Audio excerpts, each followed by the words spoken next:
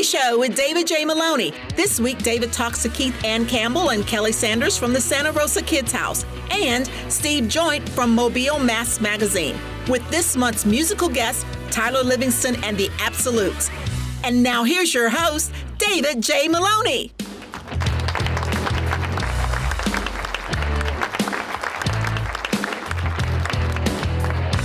Were you ad-libbing a little bit over there with this thing? Yeah, it's like taking liberties with the theme song. And Marcus has got like the whole, he's working the bass face and everything. Welcome to everyone at home and in our studio audience to The Weekly Show. I am your host, David J. Maloney, and to my right, subbing in for the Mogiles, it is Tyler Livingston and the innovative Absolutes.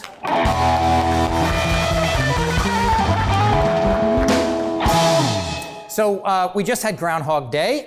This year, Puxtahani Phil came out of his hole and did not see his shadow, which basically means that Jeffrey Epstein didn't kill himself. And it's hard to believe that there are 50 more debates before the 2020 election. And word is that Elizabeth Warren is still feuding with Bernie Sanders. In fact, last night, Sanders campaign holders, I'll learn how to speak one day. Last night, Sanders campaign headquarters was hit by a flaming arrow. People are still speaking about how the Iowa caucus was just so racially undiverse. In fact, voters in Iowa are so white, next election they're going to call it the Iowa Caucasian.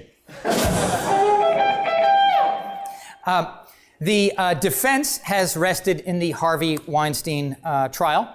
Legal experts say that we may actually never know if the defendant is guilty because it's a classic case of he said, she said, she said, she said, she said, she said, and she said.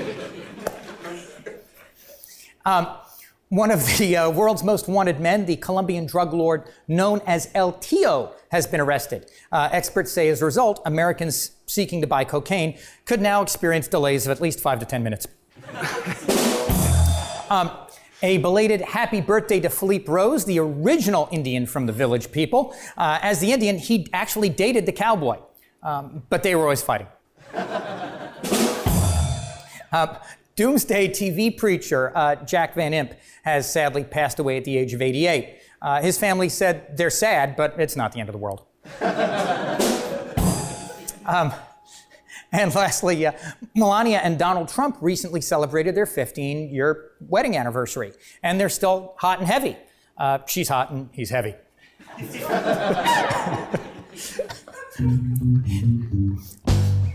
If you've never seen The Weekly Show before, stay tuned. We've got two great guests tonight. First up is the Santa Rosa Kids House, which is near and dear to my heart for the work they do in Santa Rosa community. Then we chat with Steve Joynt of the Mobile Mass Magazine to chat all things Carnival and Mardi Gras. So don't go anywhere. We'll be right back. Tyler?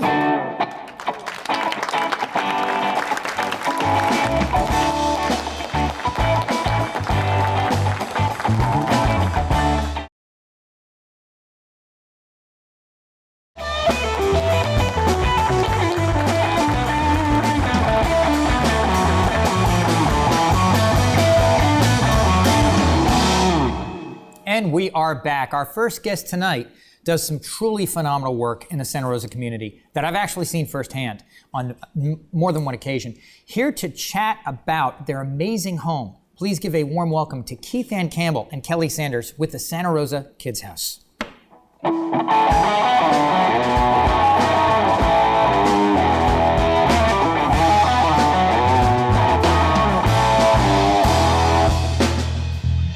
I think the last time I saw you was at one of the tree ceremonies, maybe?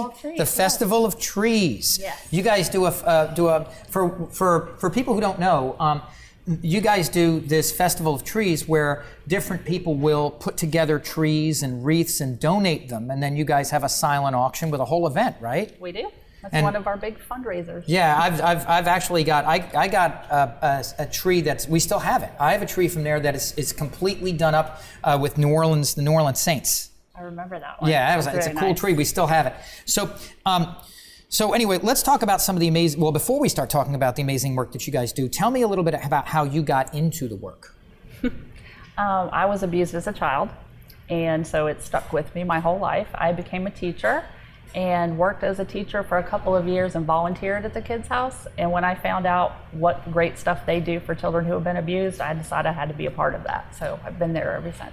Well, let's talk about that. For people who don't know, what exactly does the Kids House do? We help children who have been abused physically, neglect, and sexually abused. We help them from the time that they have an event. They come to the Kids House. It's a comfortable, safe place for them. And all of the different agencies that work together to investigate all of the cases are under the same roof in the same building, and we work as a team to help the children. What would you say are the missions and goals of the Kids House? Well, our main mission is to help a child heal from all of their trauma and to do it in a childlike environment that's comfortable for them.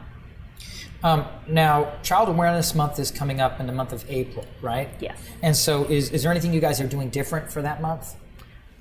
Go ahead, Kelly, that's her thing. We do just about anything you can imagine. We put blue bows up all over the county. We have events. We invite people to the Kids House. We go into the schools and talk to kids. So we're just promoting awareness the whole month. We kind of paint the town blue is what we say. Oh, wow. So what would you say is the importance of advocate? I'll learn how to speak. I'm having difficulty speaking today. I had a problem with the monologue and everything too. What do you think is the importance of advocacy centers like this, across the country? Well, what needs do they fill, I guess? So that prosecution is a lot more successful when they have a child who is healing while they're going through the whole process, and when they're not having to go to a sheriff's office or go to the attorney's office. And working in an attorney's office, I mean, nobody wants to go tell their story 20 different times all over the place, but telling their story once to one person and having it recorded so they can use it in testimony if they need to, but also just a safe place for them to come and to get free therapy so they can heal. So they can heal, and it's an environment where they can feel more comfortable basically saying what happened, because right. What ends up happening is that, I guess, there's issues with whether it be fear of repercussion and so on and so forth. There are things you can do to make them feel safe so they don't feel as much of likelihood of the repercussion, correct? Absolutely. Mm-hmm. Now, piggybacking off that, how does foster care kind of fit into the whole thing? So when kids are deemed in an unsafe situation, they are brought back to the Kids House where the investigators do their investigations so they figure out, is there a safe place we can take this child without putting them into foster care? Unfortunately, that does happen a lot of times where children have to go into foster care, and we are just in a crisis right now. There's not enough foster homes. We kind of contribute, some of that is to the opioid epidemic. There's so much drug use, and it's very hard to safety plan around that, so children just can't remain safely in the home when there's all of the chaotic things that are going on with substance misuse. Well, speaking of that, how does that affect the work that you're doing? I mean, are we on the upswing? Are we now starting to see it improve? Is it getting worse? In our county, it's still really big. Methamphetamine has been the biggest problem that we have encountered. It's kind of being topped over now with heroin use, and people are usually really surprised to hear that. But because the crackdown on opioids, people go from the opioids straight to the heroin. Mm-hmm. Just to give you an idea of what that looks like in our county, there's 4,000 abuse maltreatments in last year. Over 1,100 of those were centered around substance misuse. So just shows you how big it really is. Wow. Now, getting into the law a tad, I do, everybody knows I do kind of the personal injury thing, but there's some laws coming up for lewd and lascivious, I guess, in the area. Can you tell me how you think that's going to impact the work that you do? We're trying really hard to get them to pass a law that the Attorney General sees lewd and lascivious as having a mental injury on a child. Right now, we provide them therapy no matter what has happened to them. But the Attorney General won't pay victims compensation because they said lewd and lascivious is only molestation and touching and not actual, rape. So all these children who have gone through lewd and lascivious, who have been affected, they're basically saying they haven't been mentally injured. So we're trying to get a law passed where they do cover that for mental injury, because we're going to provide therapy for them whether or not. But well, what's interesting is in a civil context, even when you deal with cases like sexual harassment, things along those lines, you can get mental anguish and emotional distress damages in a civil context in employment-related cases. So it would make sense that they should treat it in the same way. Absolutely. You know, when you're dealing with it in the criminal sense, especially when it comes to children. Absolutely. That's just kind of crazy. Now, tell us a little bit about how people can get involved if they wanted to get involved with helping you guys. We have a Facebook page and we have a website, www.santarosakidshouse.com. We have all kinds of volunteering opportunities you can do. We have different events you can come see, and we're always looking for wish list items for children. Tell me a little bit about the events. Now, we talked a little bit about the festival, the tree lighting. Well, not the tree lighting, but the Festival of Trees. The Festival of We've Trees. kind of switched that up a little bit. Okay. We're doing something called Legends in the Fall now. Okay. So we're providing music by bands and concert, that kind of thing, and then doing auctions, but it's more of a comfortable ceremony, so you're not coming up all dressed up. It's more comfortable. Is that in Milton? It is. Okay. And then it was at the Imogene last year. This year it's going to be the Santa Rosa Auditorium. Okay. In November. Now, how did you get involved in it? I have been a child abuse investigator in Santa Rosa County. Did that for a lot of years and kind of just switched gears because my own children, they needed mom there a little bit more. So I came up to the front of the building, started working in the advocacy part. I love it just as much. Now, a personal question. You know, when I was growing up, my mom worked for essentially the equivalent of DHR. And so I know firsthand from my mom coming home and bringing the work home with her on nights and having difficulty in seeing things that you can't unsee or learning about things you can't unlearn. How do you guys deal with that? That's a question I get asked a lot, and what I tell people all the time is the job we do is not a job. It's not a 9-to-5 job. We are more like a family. We support each other. Part of what I do now in advocacy is not only working with the kids, but supporting the staff. We have, really bad cases, things are hard, and sometimes you can see it with the staff. We'll do crazy things just to support them, like I may bake cookies. I may find somebody to bring in a meal. We may have no telling what, just to boost them up, because we know, and that's the whole idea of a child advocacy center. It's collaboration with all of these different agencies. So we treat it that way, and when one of us is down low, we pick them back up, and just that's how we work. Well, that was something that I always kind of wondered about. Thank you guys for being here. Thank you, Kelley. Thank you for Keith Ann with the Santa Rosa Kids House. We'll be right back.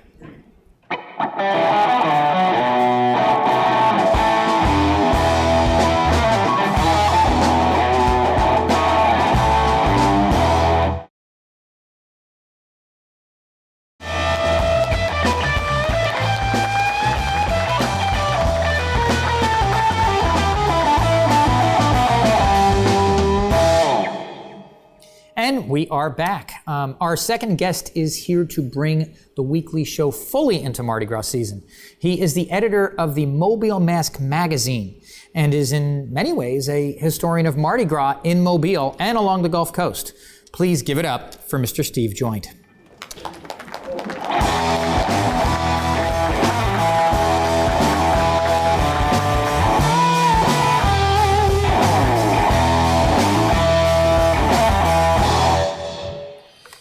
So Steve, before we start, tell us a little bit about yourself. Well, first of all, are you a lifelong Mobilian? I am not. Where are you from? Originally from Virginia. Okay. I spent 15 years working in newspapers in Birmingham. Okay. That's kind of when I started getting into New Orleans Mardi Gras. And then in 2000, I moved to Mobile to work for the newspaper there. And of course, immediately got immersed deeply into Mobile Mardi Gras. So a lot of people, they get into Mardi Gras kind of like when they're a kid, parents bring them parades, so on and so forth. You kind of found it a little bit later on. Right, and I tell people that, it's funny how if you grow up in a place and you learn how to tell somebody where something is, you say, oh, it's past the hospital, and then take 2 lights, and then the person you're talking to will say, is that north or south? And you'll go, I have no idea. I only ever go past the hospital, because you learn it by being there. Whereas somebody moves to your city, the first thing they do is start looking at maps and learning direction. They see it in a completely different way. And I think that's what I bring to Mardi Gras coverage, is an outsider's viewpoint, but I've been here long enough that I'm so you immersed know in what it you and love need it. to let the outsiders know about. Exactly. Basically. Exactly. So what made you decide to do a Mardi Gras magazine? I mean, and how did the creation of the Mobile mask, and I'll put this up for one of the cameras. Please do. How did the idea for this magazine come about? There's a magazine in New Orleans called the Arthur Hardy Mardi Gras Guide. And Arthur's been doing this for 40 plus years. So he invented the Mardi Gras magazine, the annual Mardi Gras magazine, the guide to Mardi Gras. And there are many, many people in New Orleans who just wouldn't even dream of starting the Mardi Gras season without having their Arthur Hardy guide in front of them. And so, there I am, I'm an editor at the Register, and, I'm assigning Mardi Gras stories and that kind of thing. In fact, when I got there, the other editors looked at me and said, "You're the Mardi Gras guy."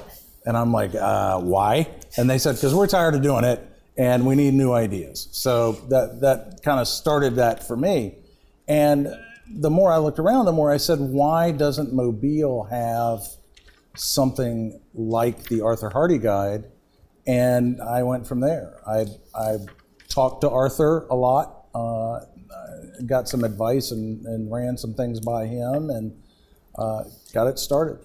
Now, what do you think makes Mardi Gras so magical and fascinating? Is it that it's such an old tradition, or maybe or is it that maybe it started off with secret societies? Or? We only have a few minutes. So. Yeah. But I think it's a number of things. Some people refer to Mardi Gras as a party. I say anybody can throw a party. It takes a special place to do something for this long and sustain it and grow it with no government involvement at all. And that's really one of the amazing things about Mardi Gras is that the government provides, fire and police and barricades and stuff like that. But if it were not for the mystic societies and the parading organizations, there would be no Mardi Gras. And those organizations are all just average, regular folks, and average, regular folks have kept this going for more than 150 years. It's amazing. I tell people, if you could have this in your town, if we could somehow transplant this to your town, you'd pay big bucks for this. You would. And it's a good tourism draw, even for Mobile. Oh, sure. Well, while we're talking about that, what do you think? I kind of know what some of the different. I've been in New Orleans for it. I've been in Mobile for it. I've been I rode actually in New Orleans. I felt really obligated to do it in the first parades after Katrina. Right. When they were rebuilding, and they thought that attendance was going to be horrible, and everything, instead of ending in a dome, had to end in other places because so many things were damaged. What do you see the differences from your perspective? The differences are between New Orleans Mardi Gras and Mobile Mardi Gras. I first say the similarities are more than most people realize. Okay. One of the things I find out is that most New Orleans residents know of Mobile Mardi Gras but have never been. Most Mobile residents know of New Orleans Mardi Gras, but have never been. And they have misconceptions on both sides.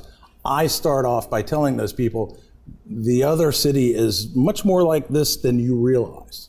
That said, I think without a doubt, the New Orleans Mardi Gras involves everything bigger.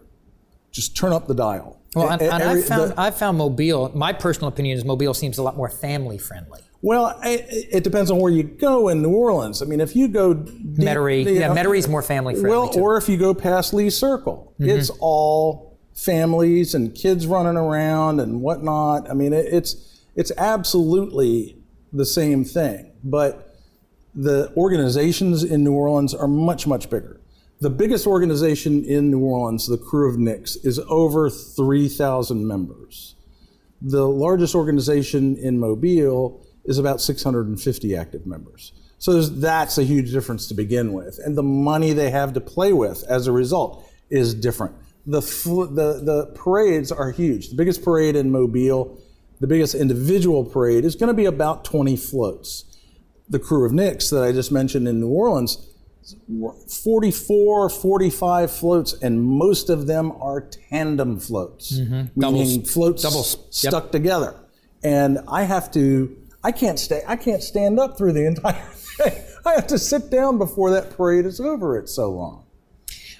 What are some of the stories or things that will be appearing in this year's edition of the magazine? I've got a profile of the Mystics of Time. It's a very popular parade in Mobile.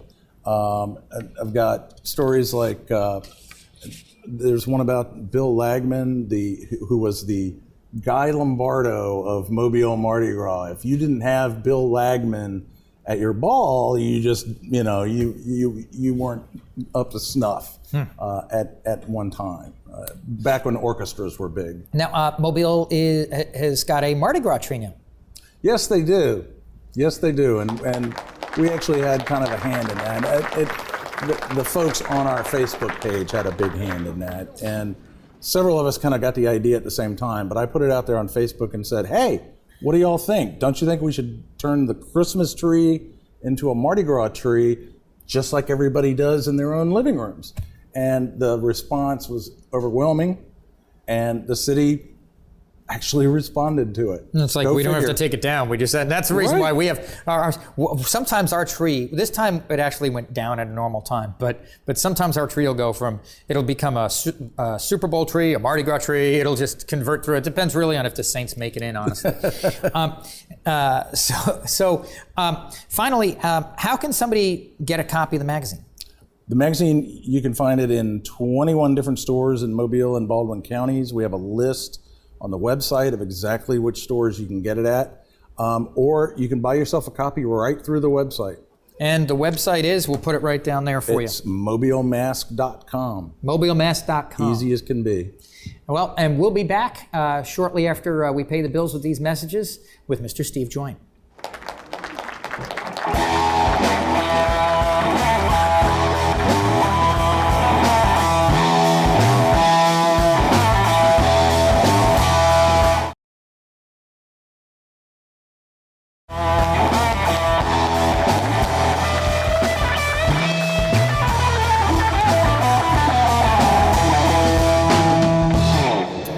We are back.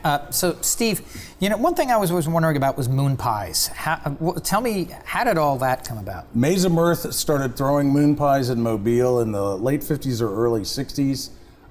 They were inexpensive, they were easy to throw, and people instantly took to them. And chocolate, banana, vanilla, everybody out on the parade route loves moon pies, although I'll tell you, the Little Debbie oatmeal cakes are starting to catch up. Really? Yeah. Wow. Yeah.